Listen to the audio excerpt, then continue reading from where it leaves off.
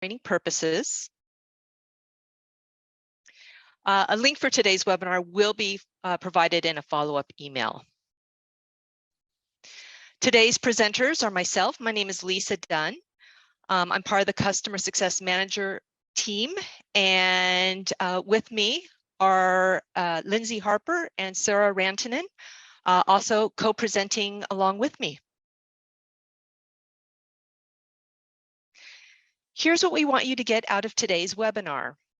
The objectives are greater understanding of the differences between inspections and maintenance schedules, a review of best practices for each capability, and determining the next steps for your organization. Here's how we're going to do this. Today's agenda, we have an overview of maintenance schedules and inspections, a walkthrough of workflows and reporting capabilities for both, benefits and considerations, and then we will open it up for Q&A. Please feel free to submit questions through Q&A. The Q&A function is what we're going to track. If you put it through chat, we may not see it. We will answer the questions at the end of today's webinar. So we have another poll, and we would like to know what you'd like to get out of today's webinar.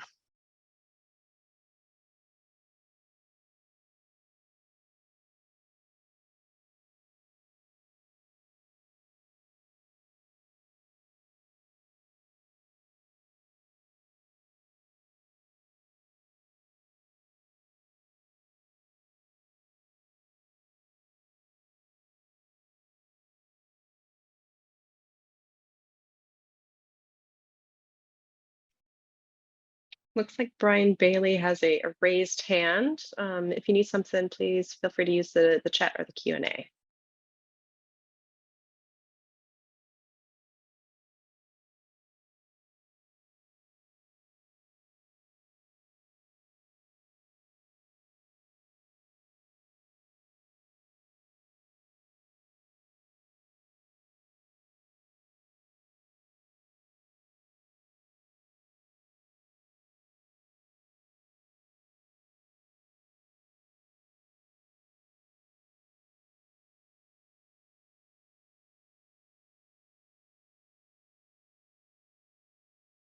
All right, we have most folks that are participating in the poll of your goals for today's webinar.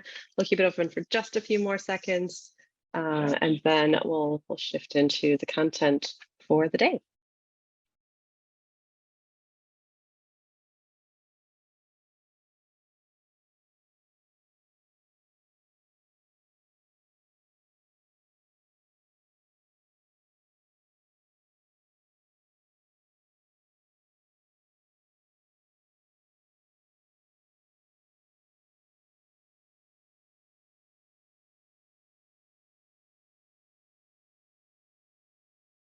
Okay, it looks like most folks have entered a response if they were going to. So we'll pull this up and we'll circle back to the goals at the end of our presentation to make sure that if there's any other outstanding questions or items that we didn't get to, that we will be able to circle back to them when we get to the open Q&A part. Awesome. So Lisa, back to you. Thank you.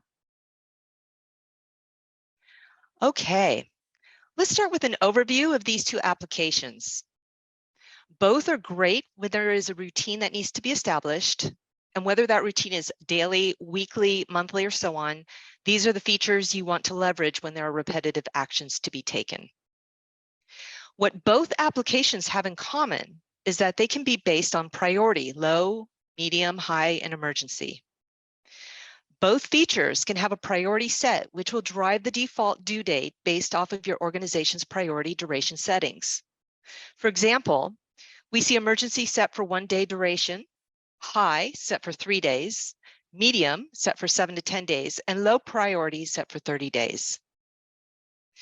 With maintenance schedules, you can create a simplistic description as to what needs to be done, whereas with inspections, you can customize a list of questions or checklist items, require signatures, and more that the person assigned to an inspection goes through. This is often used for satisfying state and/or county codes or even your own standards. So we are going to go into doing a couple of live demos for you on maintenance schedules and inspections. We're going to start with Lindsay Harper, and Lindsay is going to walk you through the walkthrough of technician workflows, best practices, reporting capabilities, at which point she will turn it over to Sarah, who will demonstrate those same things for reporting capabilities. So I'm going to stop sharing and hand it over to Lindsay.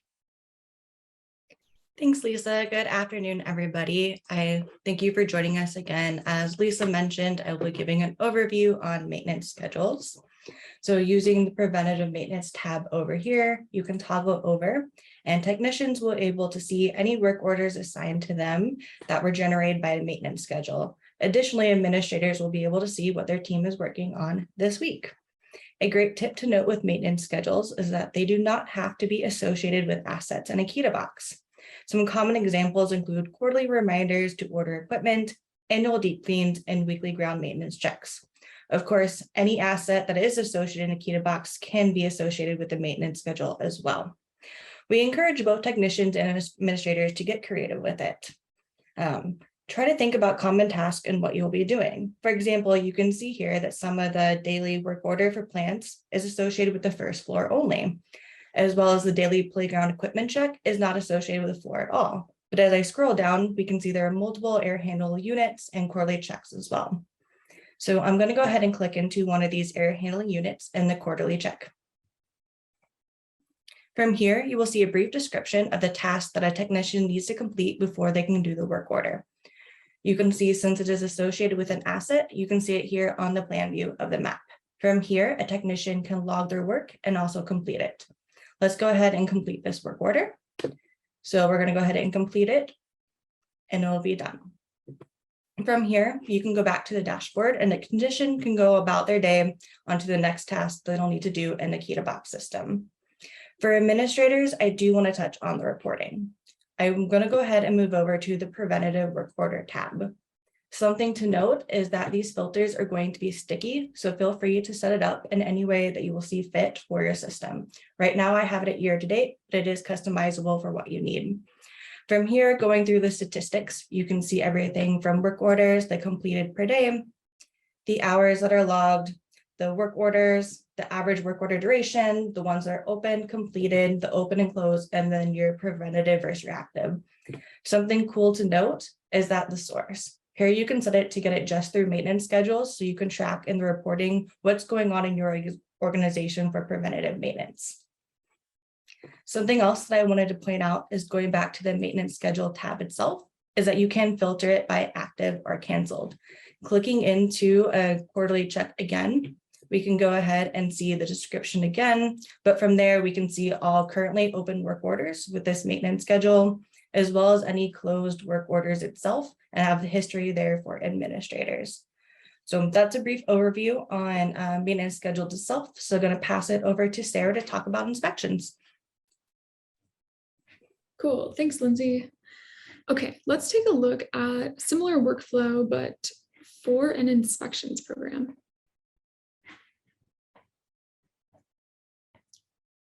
All right, here we are again on the dashboard.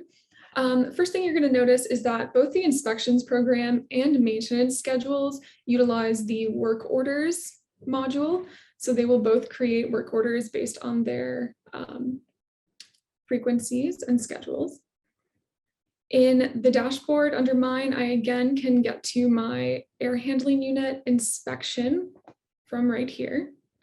So if I'm a technician coming in to work on my inspection, I can access that right from the dashboard, just like with any other work order. Opening up that work orders overview page, we notice some things right away. One, it looks very similar to the work order that Lindsay just showed us with some changes. So down here, we can see that the description is blank actually. In the inspections application, administrators can create customized rounds and checklists that will guide the technicians through the steps to take for an inspection. So this description field does not need to house a lot of data like the maintenance schedule one did. We also see that at the top, instead of log work and complete, our options at the top are log work or continue the round. This is because inspection programs can have multiple assets or rooms associated with them, unlike maintenance schedules that can only have one room and one asset associated. So going to continue the round, we'll open what we call the inspection plan view. This is a pared down version of our regular plan view, and it shows the technicians only the assets or rooms that they'll be working on in this inspection. So we can see here is the floor plan with just the assets or rooms if you were doing a room inspection for this particular inspection. The technicians can then select assets or stops on the floor plan to open the checklist. However, we recommend best practice is to utilize the customized round on the left-hand side that your administrators have built. Customized rounds is a great advantage of the inspections application. We have many customers who have saved time and money by finding the most efficient route throughout their buildings. And this is also good for new team members or vendors coming into your building. The rounds give them the power to navigate throughout your building without the need for an escort to point things out. So let's go take a look at a checklist. Checklists are a great way for your administrators to ensure standardization across your organization. So administrators have the power to decide the format for question and answer types, and they can choose which answers will pass, fail, or which ones are required. So you'll see here I have a couple different options. I've got some yes, no, some with kind of a unique answer option, and then I also have a text box.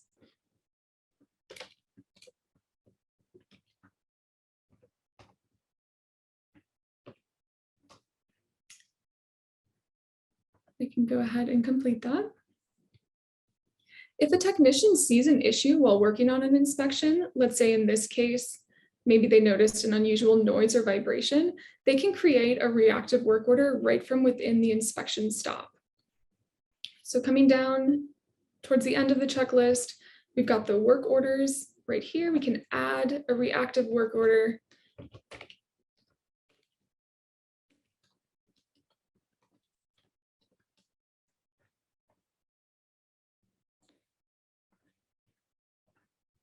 This is a great call out to your team that something was found amiss during your inspection. This stop is going to fail because we chose a failed answer. And then your team knows based on that work order that's just been created that they have to go back and perform some more maintenance on that particular asset. Another great feature of the inspections application is the ability to bulk edit. So when a technician switches into bulk edit mode, they'll be able to select all or just a couple of stops. So we can select all or just a few. So this is a really helpful tool if a technician encounters a room full of like many assets. Instead of having to fill out the checklist multiple times for each stop, they can instead perform the inspection on all the assets in that room, then select the group and bulk edit the checklist. This will save them a lot of time in the field.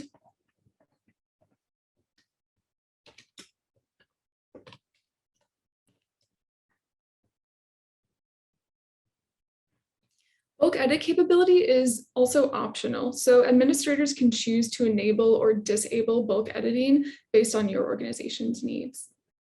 So we'll see that now we have completed every stop in our round, and we're now seeing the complete work order option. This option was not here before. That's a fail-safe to ensure that you're not finishing or closing out an inspection before every stop has been inspected. So hitting complete work order will take us to log work, and we can go ahead and complete that. At this point, a technician will likely click on the AkitaBox logo to take them back to the dashboard and get into their next task. But I'm going to take a look back at some of the details of this work order and the inspection program to show you kind of an insight into how the administrators would set this up. So clicking on the work order hyperlink will take me back into the work order overview. Scrolling down on the right-hand side, I can see the inspection program info that this work order is coming from. If I click onto the inspection program ID, that will take me into the inspection program details. From here, I can see how the administrator has set up this inspection. We can see the subject, any description if provided, and the frequency, as well as the checklist template. If you have some routine inspections that apply to multiple buildings, you can create one template to apply to all of the buildings that are relevant. So in this case, you can see Albertson Elementary and the Government Center both have air handling unit inspections. So they can be housed and managed under the same inspection template with the same frequency schedule and the same checklist. Scrolling a little bit further down in the inspection program, we get to the summary section. This is a great tool for your administrators to check up on the progress of the inspection. They can see which stops have passed, which have failed, and even the percentage of how many stops have a linked work order. If we go into the details page, your administrators can see even more details on the stops in this inspection. So here we see exactly which stops passed and failed. Clicking into each of these stops will take you to a view that shows you how each question was answered for this particular stop. I'm going to go back to the details. In this page, this is also where your administrators can go to download a CSV report for the inspection. So here I've downloaded the CSV, but I also just imported one that I downloaded previously into a new tab. So let's take a look at it over here. These CSV reports are a great way to download information directly from AkitaBox, especially if you need to share this information with stakeholders or governing bodies. So you can see in this CSV, you have all of the details regarding your inspection. We can see the date and time that each stop was completed, as well as who completed it. And we can even see incomplete stops. These reports can be downloaded at any point throughout the inspection, even if it hasn't yet been started, even if it's in progress, and then of course, when it is also completed. So we can also see all of the questions and answers for each stop here.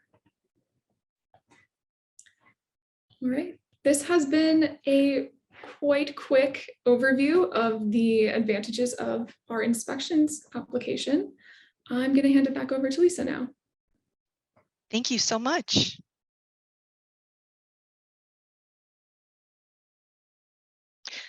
All right, let's do a quick recap of what was gone over in each demonstration and how to best use each capability. So with maintenance schedules, utilizing it for simple overview of tasks is a good way to use it. When you do not need discrete question response tracking, it's great for seasonal reminders, maintenance reminders for non-asset items. You will want to use inspections for more complex operations that can benefit from set routines and detailed checklists. With using checklists, you can also gain the benefit of having discrete response tracking and the ability to report on those responses. However, because you have discrete data tied together, a consideration for this capability is that the routines must be tied to rooms and assets.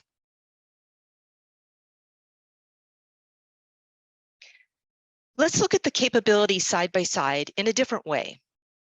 For these first three areas, consistency and standardization, auto-generation of work orders on schedules and routine maintenance, both these capabilities work well.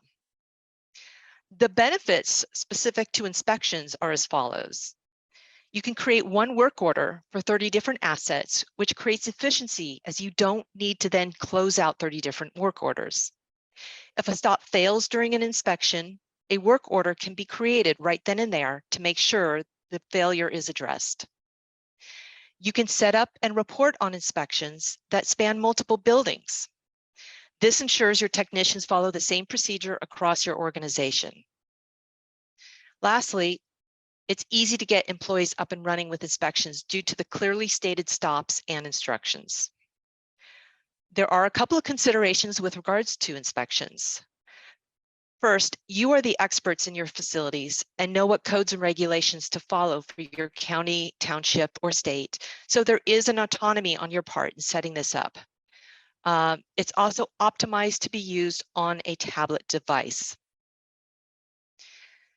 Some benefits of maintenance schedules. You do not have to associate a pin or asset when setting up a maintenance schedule. A more simplified list to go through, or no list at all, so it takes less time to complete. You can track maintenance on mobile assets, such as, for example, vehicle checks. A couple of considerations with regards to maintenance schedules. The list and maintenance schedule in the maintenance schedule can be too simplistic based on your needs. Additionally, it's not step-by-step. It's either done or not done, whereas inspections shows you what fails.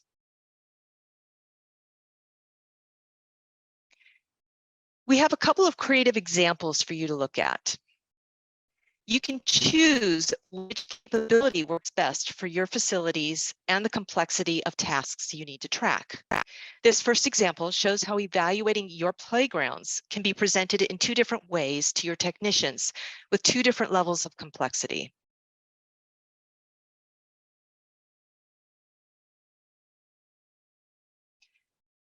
Mobile or non-standard assets are great examples for creativity. You can use maintenance schedules to track upkeep and maintenance, even when you do not track them on plan view. A great way to use maintenance schedules is around seasons, where perhaps you want to check your heating system or cooling system based on the weather at that time of the year. An example is shutting off all hose bibs for winter and turning them on in the spring. Now, interestingly, hose bibs are not something we normally implement, nor is it something that a lot of customers put in the system, but it's a very useful thing to do. We have another customer who has set up an annual maintenance schedule to purchase air filters for the year. These are suggestions if you haven't yet leveraged maintenance schedules.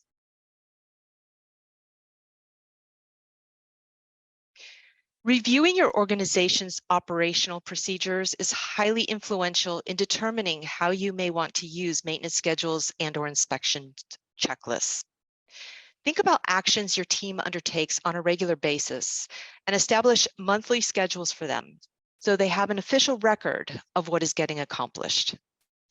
Here are some questions for you, but think about your practices and what's important to you. Think about your operations, what reporting you may need, the guidance needed for your team, and ultimately your goals around preventative versus reactive work time. If you are spending too much time around reactive maintenance, this is a good opportunity to think about how to get ahead of that with establishing routines with maintenance schedules.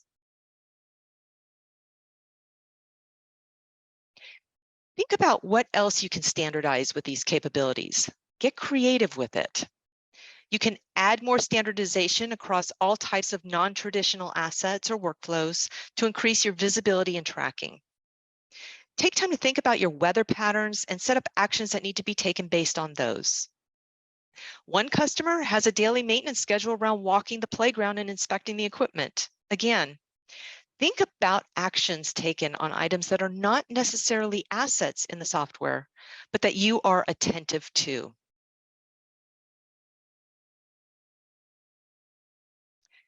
All right, we have one more poll for you. Based on use cases and considerations, which capability do you feel fits your organization's needs best?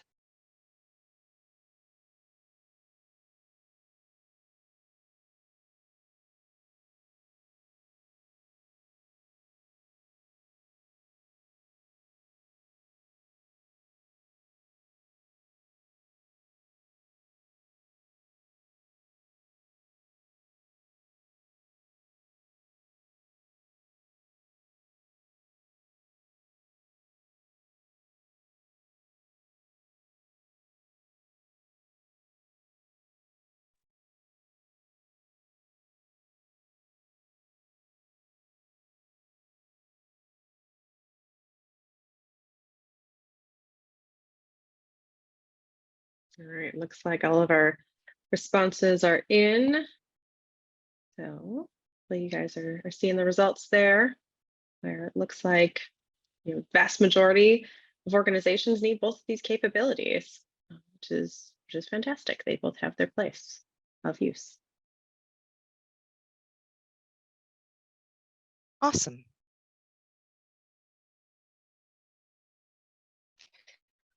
So we're now going to open it up for Q&A. But before that, Christina, did you want to go over some of the results from the earlier poll? Let's start with the live questions because that might tie into some of the goals that folks had when they mentioned what they were hoping to learn from the session today. And then we'll end on the 2 polls to see what food folks will take with them to an island, and then circle back on anything that we didn't cover from an item that you were hoping to learn from today. Perfect. So I am going to turn it over to Jessica Hamilton. Awesome. Thanks, Lisa. So just a reminder, hopefully we answered a lot of your questions you had today, but if anything came up as we were going through the content, please throw it in Q&A and we will address those live. We do have one here that I can probably take. Does AkitaBox recommend a specific brand of tablet for a company to use? And we don't recommend a specific brand, just any tablet that has Google Chrome or a browser on it. We do recommend Chrome for use. I will say our internal team does use iPads. But nothing specific. As long as it has a browser, AkitaBox will work well. All right, next question here. Let's see. How much does the inspections application cost to add on? I can jump in and take that one. So that's going to be vary by organization based on square footage. So please reach out to your personal CSM and we will get that squared away for you and get you a quote. All right, thank you, Lindsay. And this next one I'm going to give to Sarah. Can I easily switch a maintenance schedule into an inspection program? Yeah, both applications are meant to work independently and have different functions as we kind of covered today. So there's not like a one and done button you can click to transform a maintenance schedule into an inspection program, but talk with your CSM if you've got the inspection application and they will walk you through all the training, get you squared away so you can easily transfer your maintenance schedules to an inspection program if you'd like.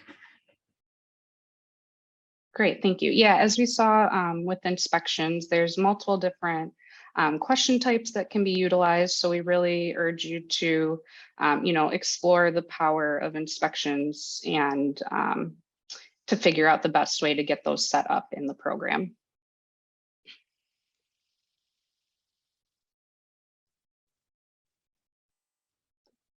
All right, well, another question came in. Does the inspection application, is it accessible to companies that we have outsourced to? And I can take this one. So using the inspections application does require a user to have permission to your software, which requires an email to be set up for them. So they will have to be invited to your organization and be managed as a user in order for them to utilize the inspections capabilities.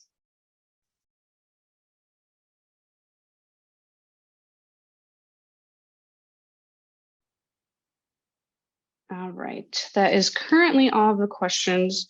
We'll hang tight here for a little bit, see if anything else comes through. Yeah, and Jess, I can share a little bit from the 2 polls that we had up. But folks, this is a time where we're hoping for any sort of engagement. So even if it's just if you want us to pop open a piece of the system again and you would like us to dig into a little bit more of a particular feature or capability, or how to use a particular aspect, please put that into the Q&A so that we can bring that up in front of the group. But in the meantime, Lisa, I'm going to steal the sharing from you so I can present the 2 polls. All right, and I believe you guys can see the poll answers here. So if you're stuck on an island, here's some of the examples that we had. Pizza is the hands down winner, although I want to go to whoever voted for tiramisu because that's the island I really want to live on. That and Illuminati's. For folks not familiar with the Chicago pizza, Sarah, don't give me that look. Giordano's all the way. No. Illuminati's is the bee's knees. So I also want to go to that island in particular. Giordano's are bust. Yeah, no, you moved. You left the area. You're not allowed to vote anymore.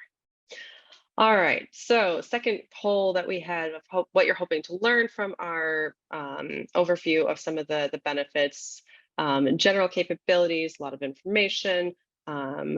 So how to work with these two capabilities and how to work with them efficiently. We try to highlight some of the key differences that your technicians might see and what can help guide them, especially with the inspections workflow. But if there's a particular nuance that you're looking for, please throw that into the Q&A for us.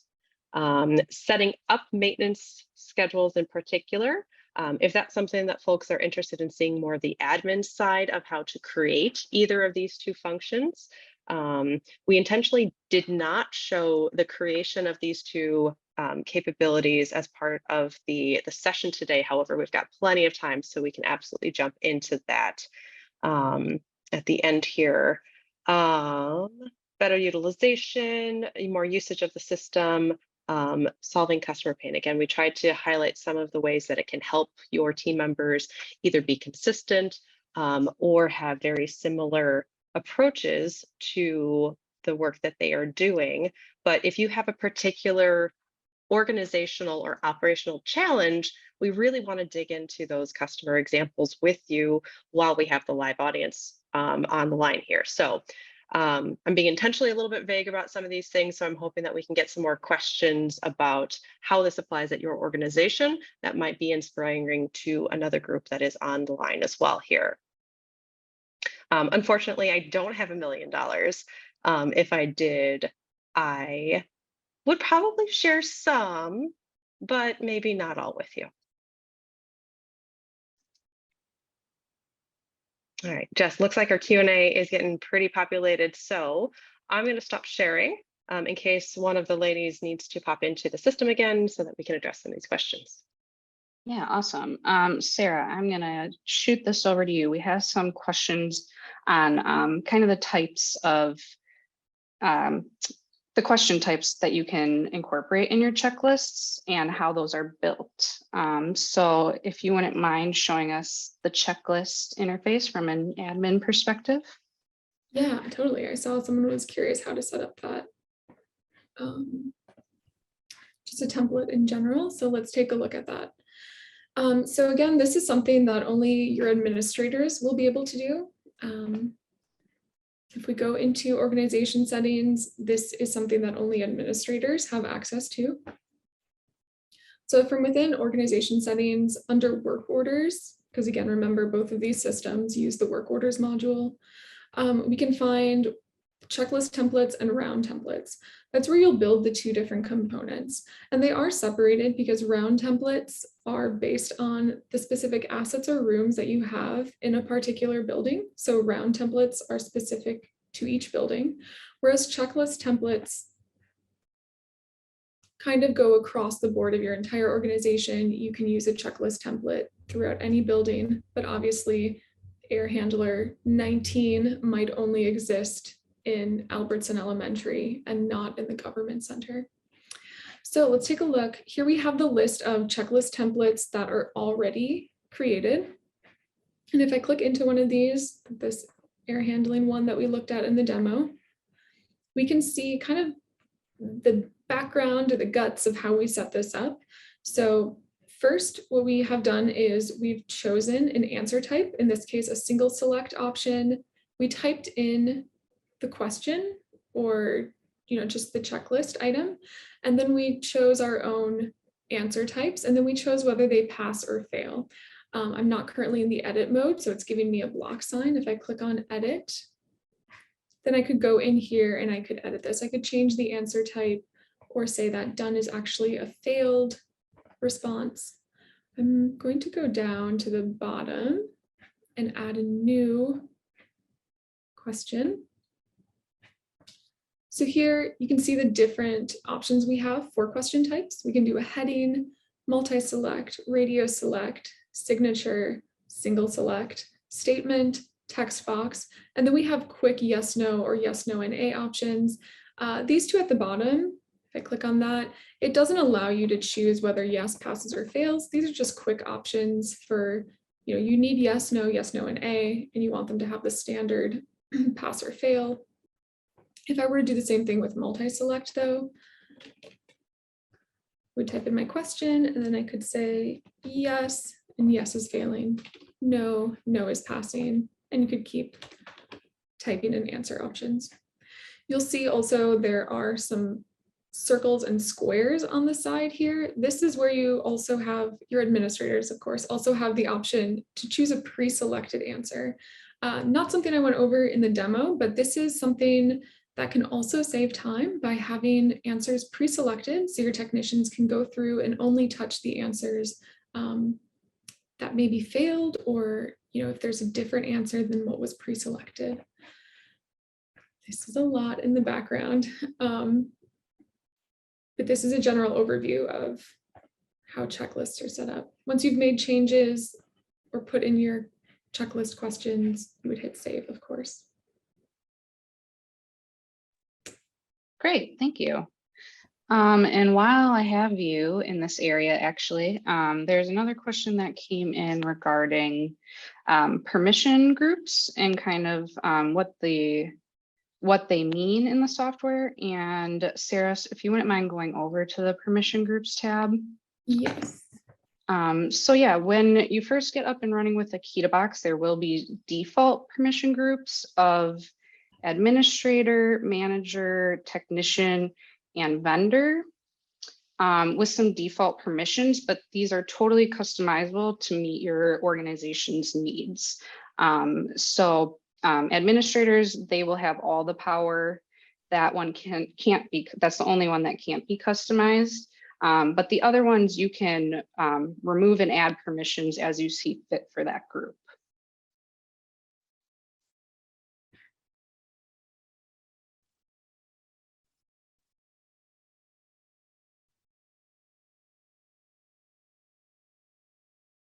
Alrighty, another question came in. If a room is deleted, does it affect an inspection? And if that room was associated to an inspection and you were to delete it, it would be removed from the inspection. So hopefully that answers your question there. Jess, before we go off of that topic, can we also just maybe hit on a little bit of the functionality and the best practice around if you have a technician that leaves the organization, what happens to the maintenance schedules or the inspections that are assigned to that human that may no longer be there? Yeah, absolutely. Sarah, can I call on you to share your screen again? Yeah. Oh, sorry. Since you're in that area already, or hopefully still have it up. Yeah, give me a moment. So the user management will allow you, so currently if they are active, what you will want to do, you'll access their user and you'll have a deactivate option. And at that point, it will prompt you to reassign anything that is currently assigned to them. So if it's all going to one person, you can reassign them through this functionality here. If you will need to do some work, divvy out their work, you would then want to go to the list view to manage that. But here, when deactivating, it makes sure that everything that was assigned to them is either getting reassigned or unassigned based on your needs.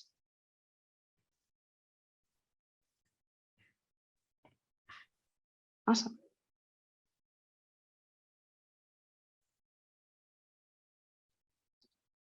Another question came in about how, related to the bulk editing of stops, how would one disallow technicians from bulk editing their inspection stops?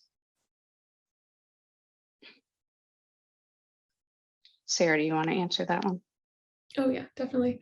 So that's something you would just want to touch base with your customer success manager about, we have the ability in our admin site to go and turn that off for you. So that would be your administrators communicating with your customer success manager that they do not want bulk edit capability. And then we can turn that on and off for you as you see, or as you need. That does apply to your entire organization. So it is not possible to say we want bulk editing on one building, but not on the others. So just one more thing to be aware of.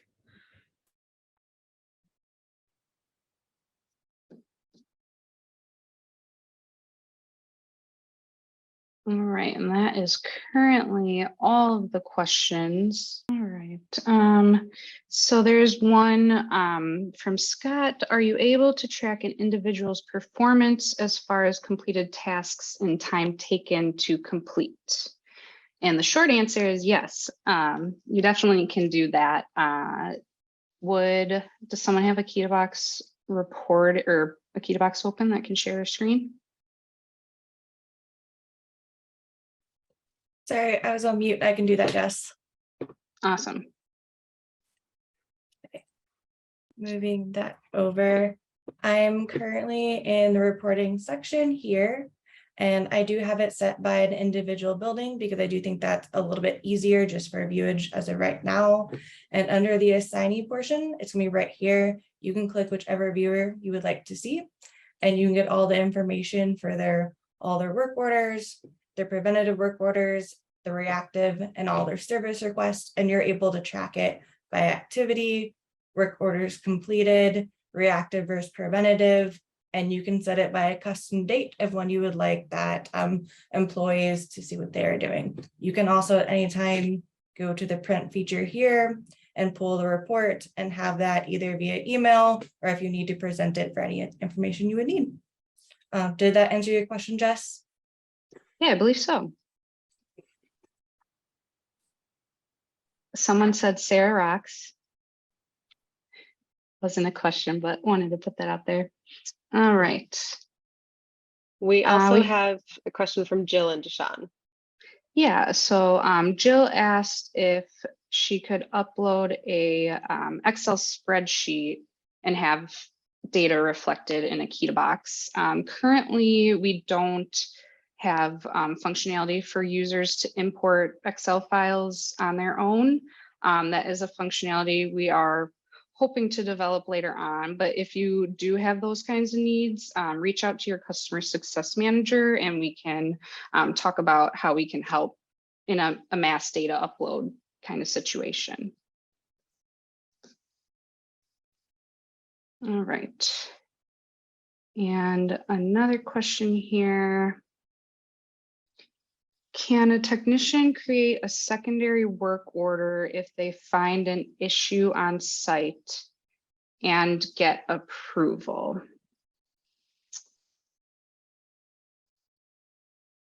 So as long as a technician, the way they're set up in AkitaBox, they have the ability to create work orders. They would be able to create any work order to address an issue. The approval part, there isn't that functionality currently in AkitaBox. If they can create the work order, then that's all. There isn't an approval process right now. I would probably say if you wanted it to go through an approval process, I would set up an internal process where you don't give your technicians ability to create a work order. Instead, you tell them to submit a service request and you give them the ability to submit a service request. Then that will have to be approved or denied. Awesome, thank you. All right, if there are no more questions, again, I would like to thank everyone for attending. And once again, if you had any questions after, please feel free to reach out.